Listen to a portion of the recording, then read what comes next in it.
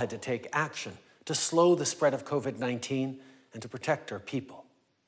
And as we continue to fight this virus, we also can't forget that climate change still remains one of the greatest challenges of our time. And in fact, COVID-19 and the climate crisis have a lot in common. Like the virus, the impacts of climate change are far worse for racialized communities, Indigenous peoples, and women. Also, any failure to act immediately and decisively will only make the costs of these crises higher and worse over time. But this global pandemic has also created an opportunity to build back better, and climate action is an essential part of that. That's why we've been working with the UN Secretary General and Jamaican Prime Minister Holness to lead a collective and sustainable economic response to the pandemic. We're doing this to support the 2030 Agenda for Sustainable Development. And later this month, we'll reconvene to discuss our progress and our next steps. Voilà pourquoi le Canada maintient son engagement à l'égard de l'accord de Paris et de l'objectif collectif de mobiliser 100 milliards de dollars américains en financement annuel pour le climat. Mais nous devons en faire plus encore. Tous les ordres de gouvernement, mais aussi le secteur privé et le milieu financier devront réorienter massivement, à une vitesse sans précédent, les flux de capitaux pour qu'ils soient en mesure d'atteindre nos objectifs ambitieux. Here in Canada, we're tackling climate change through a national price on pollution, and we invite more countries to join us through the Carbon Pricing Leadership Coalition. Canada is also co-leading the Powering Past Coal Alliance with the United Kingdom to increase the global transition to clean energy. And in our COVID-19 relief measures, we included climate disclosure as a key condition for large employers to access major loans. My friends, this pandemic reminds us of what we can achieve through collaboration.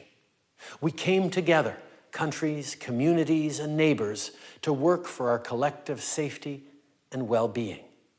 That's a lesson we need to apply to the climate crisis. And you can count on Canada to be there in the fight against climate change in the months and years to come. Merci, mes amis. Thank you so much. What you should be hearing, high-impact climate action, either happening or about to happen in our virtual high-level roundtable. An added challenge to this is every leader, every speaker has been given just 3 minutes to make their point, share their ideas. I know the virtual roundtable continues to spread around the globe, and I ask you, if you hear me, and if you hear me, just jump in to wrap up your thoughts so we can get as many of our global leaders into this conversation as possible. Hello to the Chief Executive Office of Itaú Unibanco of Brazil, Mr. Candido Bracher. Mr. Bracher, welcome. Thank you. Ladies and gentlemen, I would first like to thank you for this prestigious invitation and for the opportunity to highlight the importance of finance in the discussion on climate action. As a Brazilian, I am particularly aware of the importance of protecting the Amazon forest and of the broader challenges related to climate change. The Amazon is the largest rainforest in the world, and whilst it is primarily in Brazilian territory, its deforestation impacts us all and requires an immediate and coordinated global response. In the year from August 2019 to August 2020, deforestation in the Amazon increased at a rate of 34.5%, which translates to a loss of more than 9,000 square kilometers of natural reserves. In recent years, the financial industry has increasingly looked to incorporate the climate dimension into decision-making processes for things such as extending credit facilities, providing investment advisory, and determining proprietary investments. We believe that the financial sector can and must go further in actively working to prevent deforestation in the Amazon. The sector has an array of tools available to stimulate initiatives that positively impact the Amazon. This is why the 3 leading privately owned banks in Brazil have launched a program to foster sustainable development in the region. Our aim is to limit the financing of activities that contribute to illegal deforestation, proactively support the legalization of land ownership, and stimulate the sustainable production of Brazil nuts, acai berries, and cocoa. Furthermore, we will work to ensure that the necessary infrastructure is in place to engage local populations in the protection of their own environment. Having said that, whilst the United Nations has the influence to encourage further steps to be taken by the public and private sectors, the enforcement of current laws remains the exclusive responsibility of governments. As such, an effective response to this challenge will require firm collaboration between the public and private sectors. In closing, I reiterate our full commitment to the conservation of the Amazon and to engaging both global and local communities in deploying solutions to protect and support this critical global treasure. Thank you. Thank you very much, Mr. Brecher. We appreciate your input to our virtual round table. We are still talking finance. It is so important when it comes to climate action. How do we afford to get it done? We're joined now by the President of the Council of Ministers of the Republic of Italy, His Excellency, Mr. Giuseppe Conte. Mr. Secretary General, Excellencies, distinguished guests, 5 years ago in Paris, we adopted the landmark agreement committing to strengthen the global response to the devastating effects of climate change. Today, the world is reeling from a global pandemic and continues to face global emission and temperature rise at an alarming rate. However, there is a message of hope that grows stronger as the people, young and old, take unprecedented action, encouraging governments to choose more ambitious climate solutions, further raising investments in clean technology, reducing fossil fuel subsidies, and divesting from polluting industries. To accelerate towards the implementation of the Paris Agreement, Italy, together with the European Union, committed to climate neutrality by 2050 and supported the development of an ambitious Green Deal. The transition to a climate-neutral and sustainable economy must be our engine of green growth and green job creation. To achieve this potential, we need a solid framework of policies to ensure an enabling environment for sound and long-term green investments by companies. As incoming G20 presidency and the COP26 co-presidency in partnership with the United Kingdom, Italy will strive to ensure that the climate action is at the basis of a recovery from the pandemic, which is sustainable, resilient, and inclusive. To that end, finance must play a crucial role, fostering the process of decarbonization of our energy systems and encouraging the reorientation of private capital flows towards sustainable investments. This transition will require unprecedented investment as well as a radical transformation of the financial system itself. We are not starting anew. Concrete steps have been taken in translating ambition into action. Italy has been at the forefront of these efforts, both as an EU country and as a proud member of the coalition of finance ministers for climate action. In the 5th anniversary of the Paris Agreement, let's use this year's tragic events to build the political momentum needed to make sure the climate issue remains on top of the global agenda. Thank you. Many thanks. The Secretary General's Special Envoy on Climate Action and Finance is Mr. Mark Carney. He wraps up this section. Mr. Carney, over to you. Thank you very much, Femi. Secretary General, Excellencies, it's an honor. Let me start with a few of the facts. The first is that to achieve the objectives of Paris, it requires a whole economy transition. So every company in every sector in every country will have to adjust their business plans. That means we need all aspects of finance. We need public finance, the 100 billion for adaptation and resilience. We need blended finance, private and public finance through the development banks and development finance institutions for the same.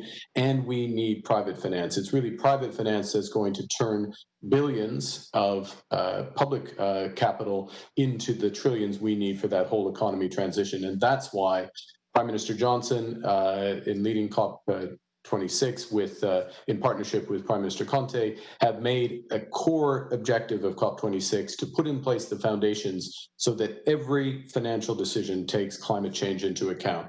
Now, I'm going to give you some action to show you that the private sector is moving in this direction. It's not just moving, it's moving fast, and how you can reinforce. The first thing is obviously the foundation is around disclosure.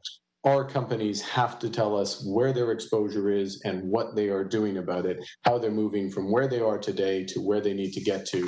The basis of that is something called the TCFD disclosure. You just heard the Prime Ministers of Fiji and Canada mention that they're moving to make that mandatory. The EU is moving to make that mandatory as well. What we want for COP26 is the world to make that type of disclosure mandatory. It's unacceptable for our companies not to tell us where the risks are for them and the opportunities they're taking advantage of. Secondly, I'm pleased to report that a number of the banks are now moving to disclose their own exposure to all of this, including their financed exposures. The Secretary General rightly mentioned the Net Zero Asset Owners Alliance. That's grown to 5 trillion. That has a huge impact on companies' plans. And what we're seeing is that the financial community has now put pressure on in the past few weeks to the top 200 emitting companies in the world to disclose their plans for moving to net zero, the assumptions behind it. It's something called Climate Action 100. There's $50 trillion behind that letter. Now, I want to signal an important new initiative to your excellencies, which is being catalyzed by COP, led by the private sector, someone called Bill Winters, who runs Standard Chartered Bank. And it's setting up a group that is developing a blueprint for an essential market, a market in nature-based solutions, a cross-border market that will bring capital from companies that are moving to net zero into countries which have nature-based solutions, such as we heard from the president of Itaú on the Amazon. This is moving from millions a year to tens of billions of years of capital flows. Let me conclude. The private financial sector is moving. We are at a tipping point. It's not just momentum. We are at a tipping point. The decisiveness of your climate policies, the NDCs, what the Secretary General mentioned at the start, the decisiveness of the actions you take over the course of the next year will allow the private sector to amplify and pull forward that adjustment in a virtuous cycle that can help us achieve our goals. Thank you very much. We pivot, thank you, Mr. Carney. We pivot from finance to our next section of our roundtable into plans. What plans are needed to make the Paris Agreement, almost 5 years old now, actually happen? Something that Mr. Carney actually said there was about the plans. This is what you're going to be hearing about with the next few speakers. The Prime Minister of the Kingdom of Bhutan, His Excellency Dr. Leite Shering. Welcome.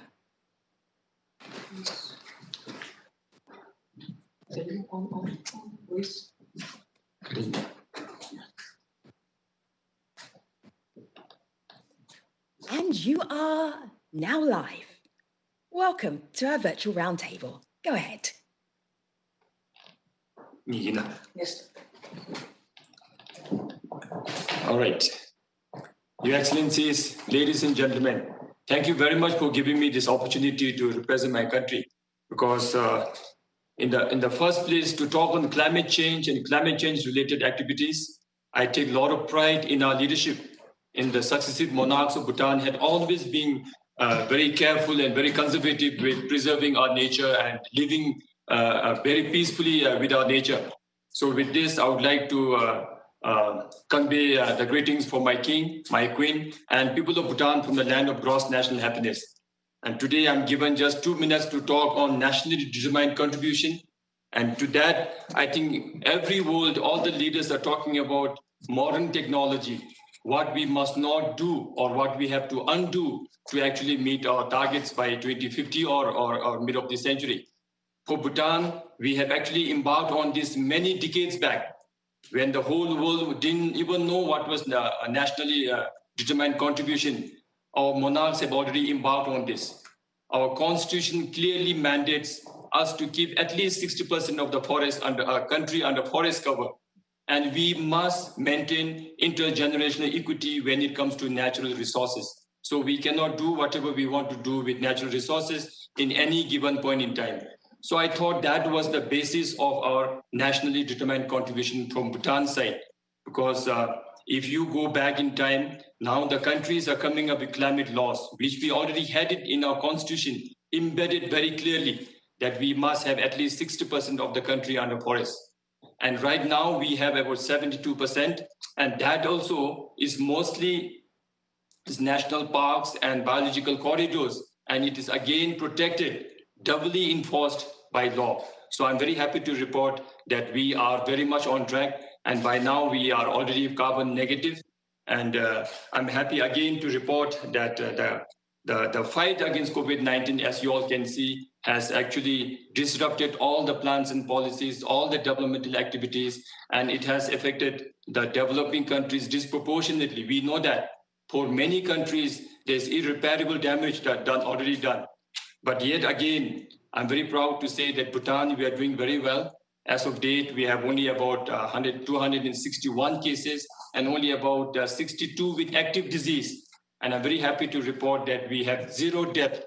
And that is all because everything revolves around the philosophy of gross national happiness in our country.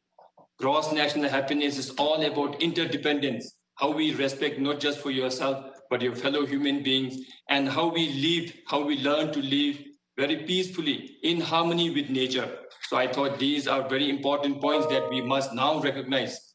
In the 21st century, I know this is not very easy to maintain, but yet we have been doing it very well, all thanks to our great monarchs and far-sighted leadership of our kings.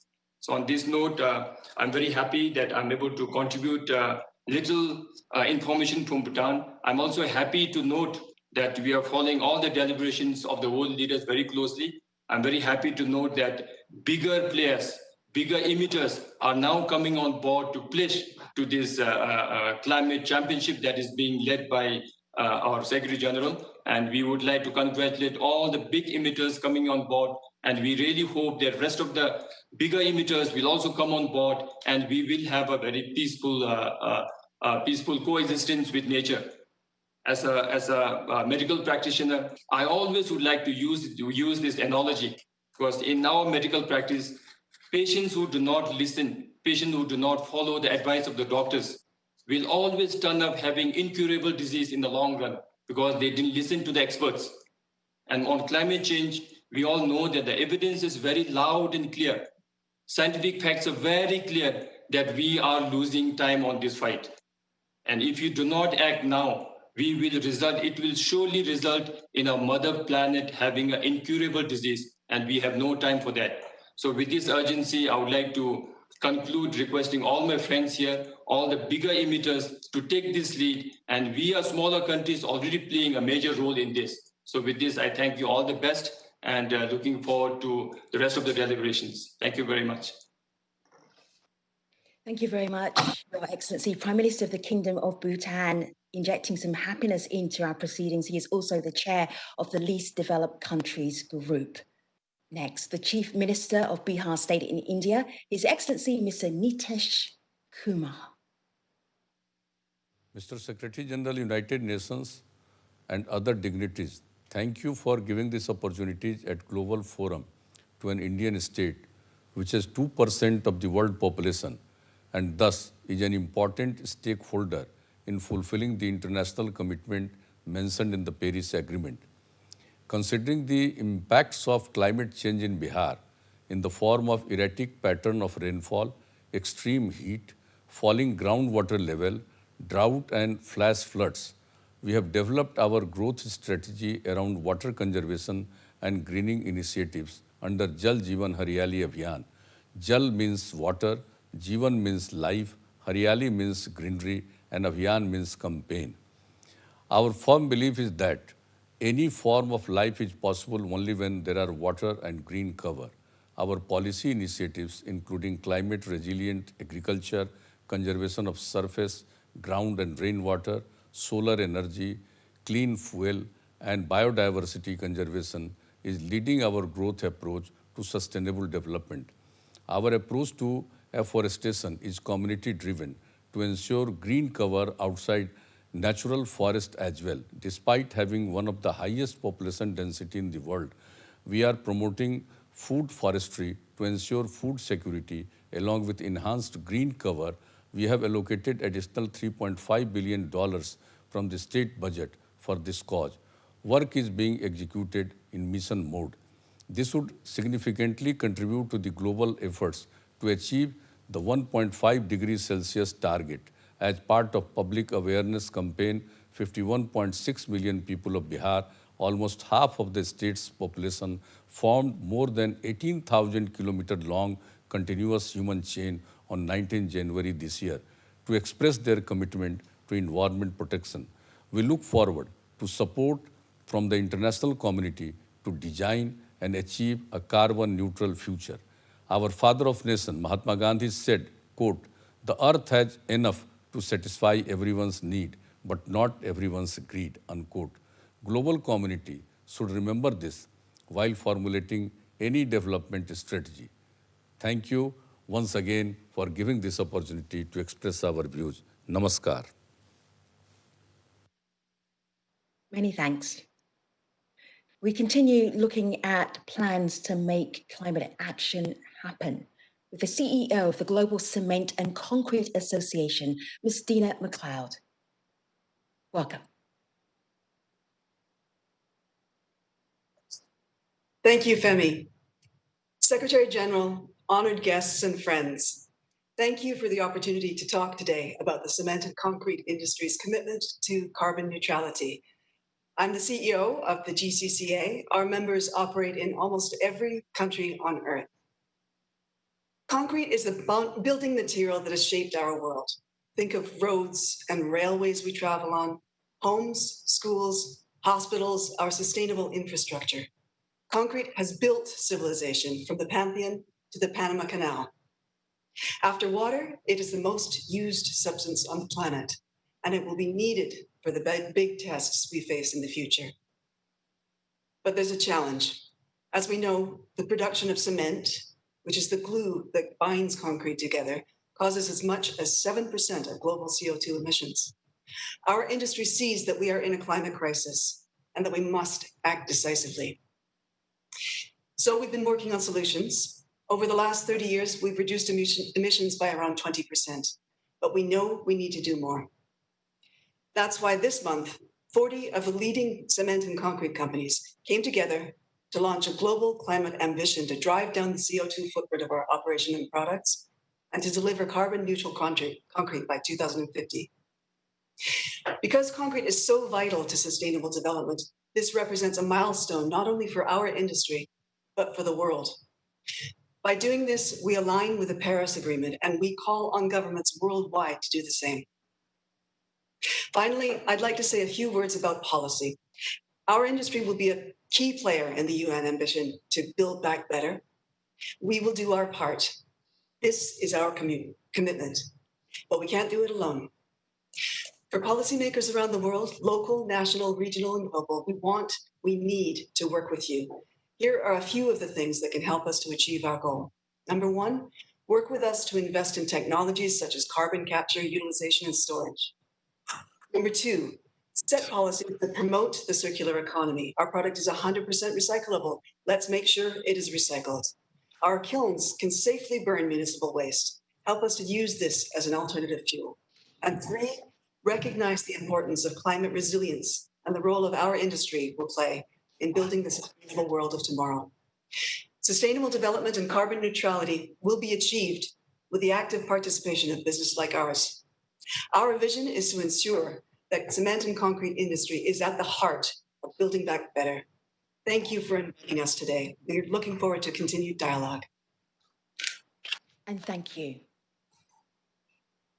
Microsoft is planning to be carbon neutral by 2030. I know, now I have your attention. How is that even possible? The president of Microsoft, Mr. Brad Smith, is here to tell us how Microsoft is going to do that.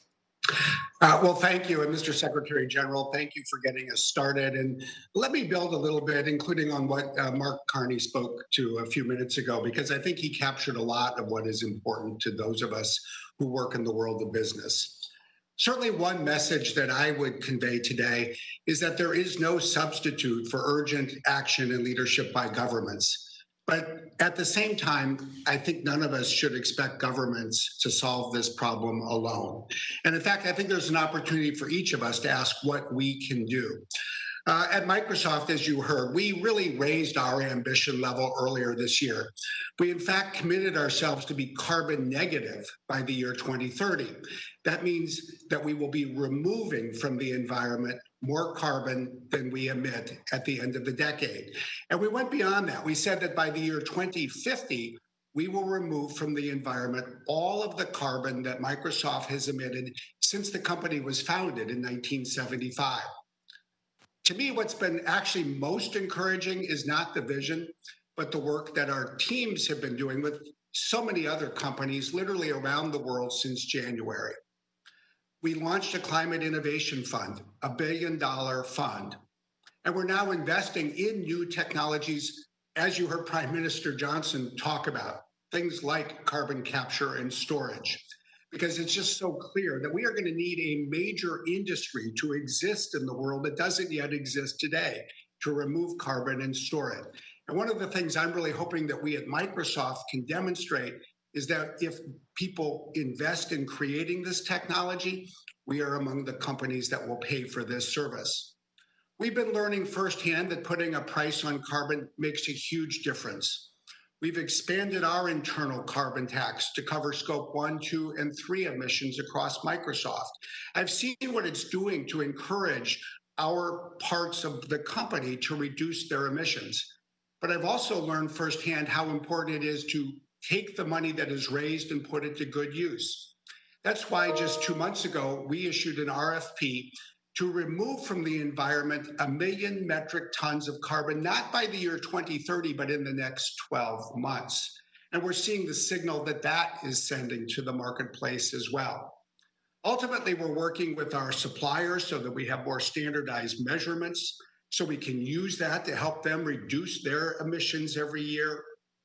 We're working with our customers and like-minded companies on a new coalition for net zero. And I would have to say, more than anything else, what this has taught me is that our ambition needs to be high, but I actually believe that progress can come faster than any of us dreamed. Thank you very much. Thank you, Mr. Smith. The co-chair of Japan Climate Leaders Partnership and the executive officer of the Corporate Social Responsibility and Communication of Aon is Ms. Kaori. 2 minutes, 59 seconds. Ms. Miyake, it's good to see you. Thank you, Femi. It is my great pleasure to be here with all of you today.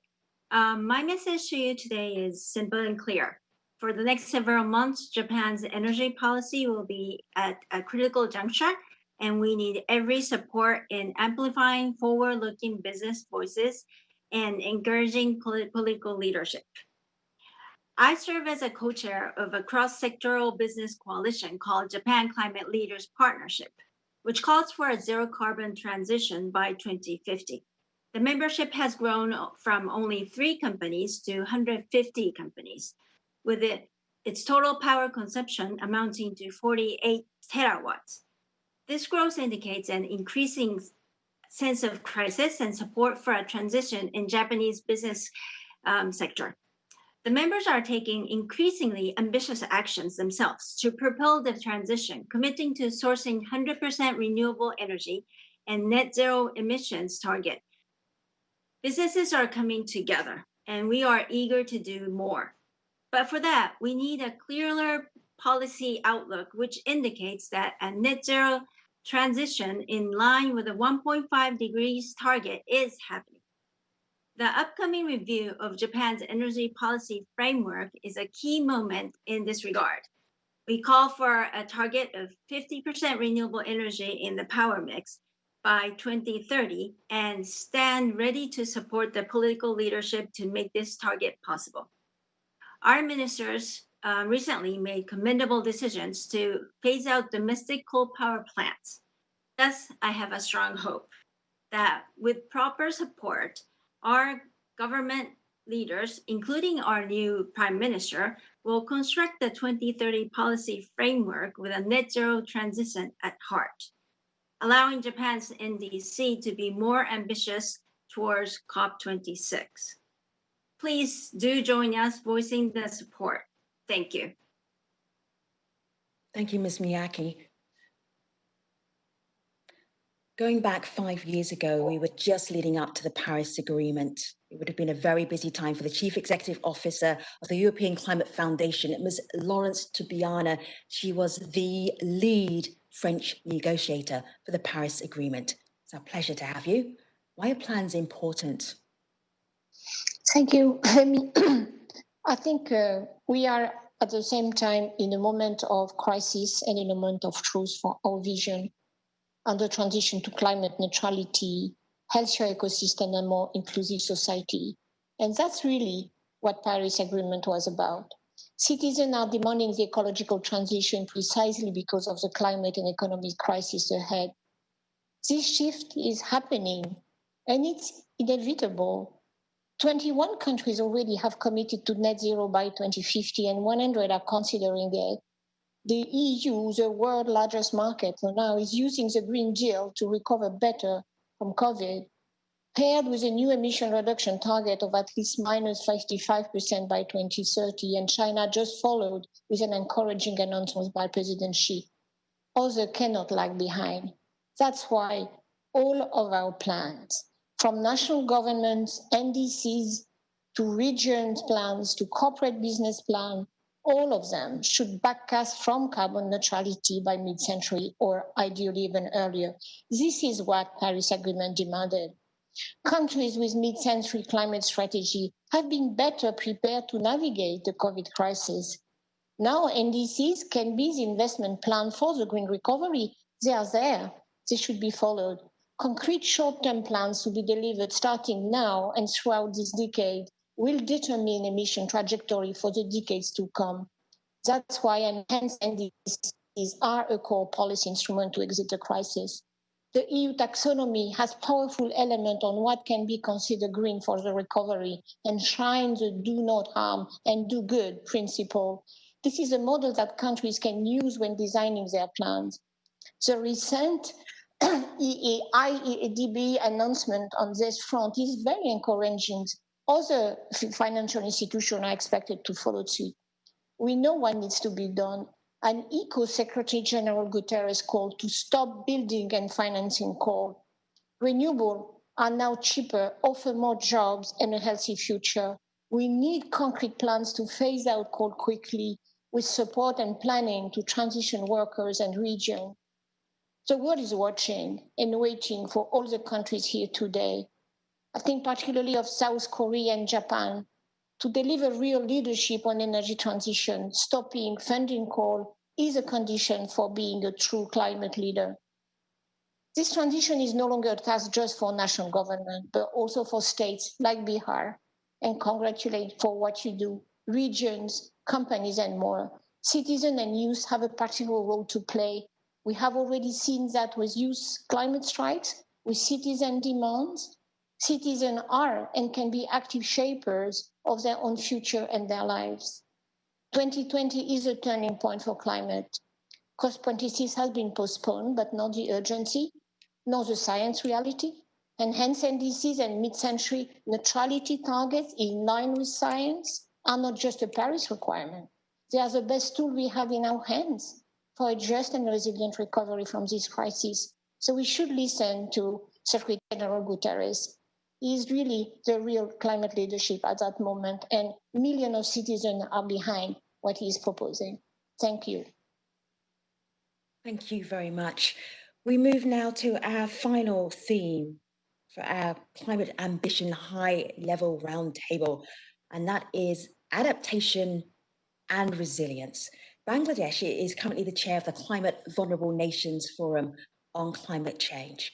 I want to bring in the Prime Minister of the People's Republic of Bangladesh, Her Excellency Sheikh Hasina. Thank you, Your Excellency. Secretary General and Excellencies, I thank the Secretary General for his concern regarding the impacts of climate change. Bangladesh has some ideas and experiences to share on adaptation and resilience. We have prepared Bangladesh Delta Plan 2100 to deal with the challenges of climate change and water management. We have built 4,291 cyclone shelters and 523 flood shelters in the country. 56,000 volunteers are available to facilitate preparation prior to any cyclone. That's why we joined the RIP initiative, which aims to make 1 billion people around the world safer from disasters by 2025. We are the current chair of CVF. Global Center of Adaptation's regional office is established in Dhaka recently. To protect the planet and ourselves, I would suggest, number one, political leadership must encourage robust international collaboration. Number two, the global temperature increase must be limited up to 1.5 degrees Celsius, and all Paris provisions must be implemented. Number three, promised funds have to be made available to the vulnerable countries. Number four, polluting countries must increase their NDCs through necessary mitigation measures. Number five, recognize that rehabilitation of the climate refugees is a global responsibility. I thank you all.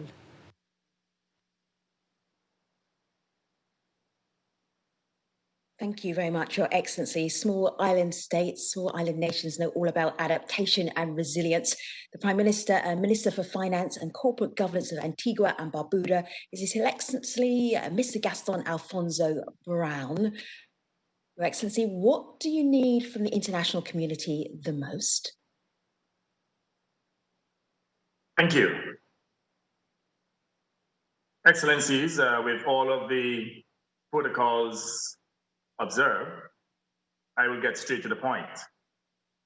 The health and economic challenges of COVID-19 have shifted attention away from climate change, which remains the most significant existential threat to the planet we share and our common humanity. Let us recall the devastation of hurricanes Irma and Maria in 2017 and Dorian in 2019 on the Caribbean region, as well as the onslaught of typhoons in the Pacific Islands in 2018, which collectively resulted in significant loss of life and hundreds of billions of dollars in damages.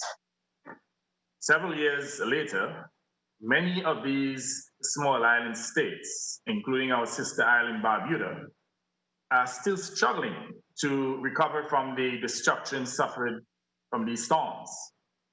The ferociousness and frequency of these storms are primarily as a consequence of the collective failure of large emitters to aggressively meet the emission reduction targets as enshrined in the Paris Agreement. Now, whereas small island states in the Caribbean and Pacific contribute negligibly to global emissions, they continue to suffer disproportionately from the profligacy of others without any mechanism whatsoever to fund compensation for loss and damage.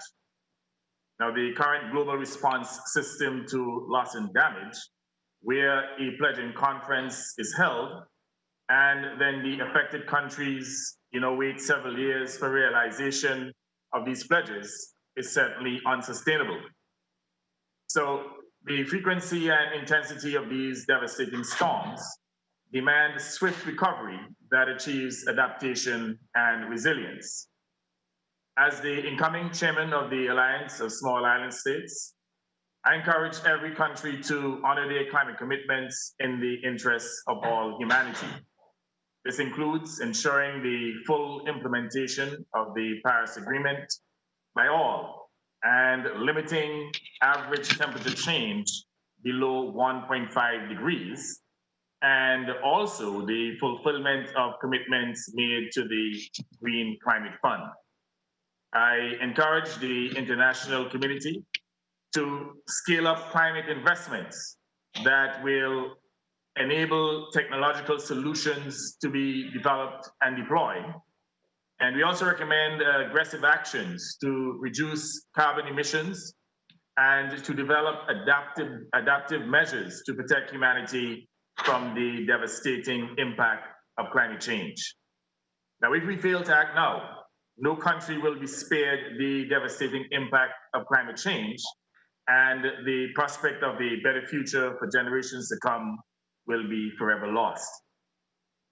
Therefore, let us commit to amplified global ambitions in combating climate change. I thank you. Thank you very much, Prime Minister. I feel that the Prime Minister's intervention was a metaphor for climate action. Regardless of what is happening around you, keep forging ahead. And also, very sneakily, that is our viral moment. So everybody will have to go back and watch the entire virtual roundtable to see how the Prime Minister coped under fire. Fantastic. Adaptation and resilience. Let me bring in the member of the World Meteorological Organization's Scientific Advisory Panel and the UNFCCC Adaptation Committee, and also lead author of the Intergovernmental Panel on Climate Change. Mr. Vladimir Katsov is a very busy person. Thank you for making time for us, Mr. Katsov. Welcome. Thank you very much, Ms. Oke. Mr. Secretary General, Excellencies, ladies and gentlemen, I'd like to devote my short intervention to an aspect of adaptation, which I believe is crucial for adaptation efficiency. It is science. After the impressive and encouraging achievements of climate science over the past several decades, evident from climate assessments, particularly those of IPCC, someone could think that the science of climate change has arrived at its endpoint, so that all that remains is to clarify details of less importance for decision-making. Meanwhile, science is a powerful and indispensable tool for adaptation. In fact, a major resource of adaptation. We feel this particularly strongly in Russia, with its vast territory and huge variety of climate conditions and their projected changes and impacts. Without regular monitoring and assessment of climate change and its impacts, refining and updating projections and regular updating of adaptation strategies and efficient proactive adaptation is hardly possible. Science continues to converge. Solutions for adaptation must be based on collaborative dialogue among natural and social sciences, but also the civil society and political leadership at every level. Having in mind the high cost of erroneous decisions, governments should do their best to invest in enhancing observations and scientific research aimed at minimizing uncertainties of climate projections and quantifying corresponding impacts. Generally speaking, it is necessary to invest in generating the intellectual capital that can help to manage economies under climate change this century and beyond. Dialogue with stakeholders is imperative to deepen understanding stakeholders' needs, provide research results interpretation, and guidance in practical applications of climate information. In this context, I should highlight the pivotal role of national hydrometeorological services and, of course, the World Meteorological Organization with its climate programs. And the Global Framework for Climate Services, highly relevant to the subject we discuss now. I think I stop at this point. Спасибо. Thank you very much. There have been so many voices at our virtual roundtable, leaders in finance, leaders in government. We've been talking about adaptation and resilience. but perhaps one of the most important voices, dare I say the most important voice, is the voice of civil society. None of the climate action ideas can happen without civil society being part of that conversation. The Executive Director of Climate Action Network is Ms. Tasneem Isop. Great to have you. Thank you. Thank you, Femi, Mr. Secretary General, friends. The pandemic has laid bare the existing fault lines in our economies and society, namely poverty and inequality. But the pandemic did not pause the climate crisis. And what we are witnessing now is the convergence of the pandemic and climate crisis, with flooding, fires, heat waves, hurricanes, all adding to the suffering, especially of the vulnerable, those living in poverty, suffering inequality, and living through conflict. More particularly, women and girls, Black people, indigenous communities, people of color, and people living with disabilities. Governments around the world are planning to spend trillions of dollars on the COVID recovery. As civil society, we are working to ensure that there is a just, equitable, and sustainable reboot of our economies that addresses the need to build resilience against multiple crises. More essentially, these plans would need to explicitly be biased towards those most vulnerable to and impacted by these converging crises. To do this, we would need to put the eradication of poverty and inequality at the center of these plans. This means we would need to guarantee basic rights of people like access to affordable healthcare, access to clean water, food security, spatial justice, etc. Many governments, well, all countries have already made commitments in this regard through the SDGs. Now is the time for urgent implementation. Rich, industrialized countries who are historically responsible for the climate crisis need to support poor countries to address immediate recovery efforts, adaptation, loss and damage, and building resilience in line with their equity and fair shares. And they can start by fulfilling their commitments to deliver the $100 billion per annum that they've committed to by 2020. In addition, rich countries should display solidarity through debt relief to poorer nations. Scientists have warned us that in order to prevent dangerous climate change and for the world to stay below 1.5 degrees, we would need to halve global emissions by 2030. It is heartening to hear many countries stepping up and making commitments to net zero by 2050. We need to keep our eye on the ball for the short-term, immediate, urgent actions that's needed to keep below 1.5 degrees.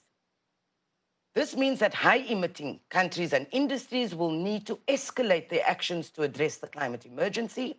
We cannot support attempts to bail out companies and corporates that are causing the climate crisis, and in particular, the fossil fuel companies. We cannot use public money for private interests and profiteering. This applies to the COVID-19 vaccine as well. This should be a public good.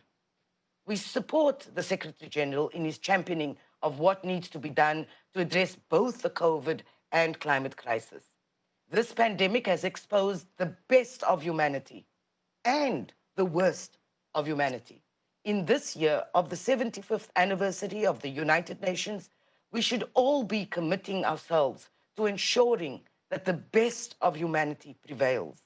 Governments must act to protect their citizens, and time is not on our side. Thank you very much for the opportunity. And thank you. We returned to the voice of a leader that we started with, the Secretary General of the United Nations, António Guterres. Your Excellency. Thank you very much, Excellencies, dear friends. I think this was an extremely rich discussion. And I believe that there are some clear conclusions that we can assume as common. First is that we must have a common objective that is linked to science. And our common objective is to limit the temperature growth to 1.5 degrees, and for that to reach carbon neutrality in 2050, and for that to have a dramatic reduction of emissions since now with objectives in 2030. And that our national determined contributions that will have to be presented before the COP26 must be aligned with these objectives. Now, the second conclusion is that for this to be possible, we need to make sure that all actors, governments, cities, companies, NGOs, international organizations like the UN, need to have their own transition plans to net zero before 2050. Now, that means governments need to do theirs, companies, banks, other institutions need to do theirs, but governments and other public regulators have one fundamental task, is to create the conditions to facilitate others to do the same and not to put obstacles for this transition to take place. And governments still today, in their regulations, in their subsidies to fossil fuels, in the way taxation systems work, governments are an obstacle in many areas for private sector and for other entities to be able to establish their own transitions. Regulations sometimes are against climate action, and policies sometimes are against climate action. So governments need to put a price on carbon. I remember talking to a prime minister, and he was telling me, oh, if I put a tax on carbon, I will lose the elections. I said, look, I mean, if you put a tax on carbon, you probably lose the elections. But you shift taxation from income, namely payroll, to carbon, you might even win more votes because you have a win-win situation in which you protect jobs and you penalize polluters. You are taxing pollution instead of taxing people.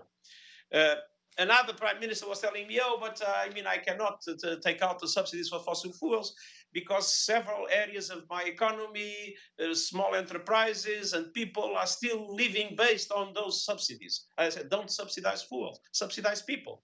If you have poor people or if you have entities that need support, give them the money, not the money to fossil fuels.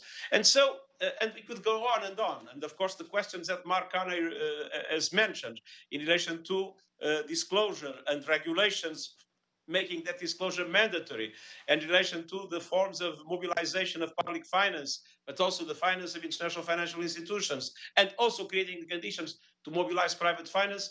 I mean, in all those aspects, it's absolutely essential that all policies and that all regulatory mechanisms are put at the service of the objective to make everybody to force everybody to have a transition plan to net zero before 2050.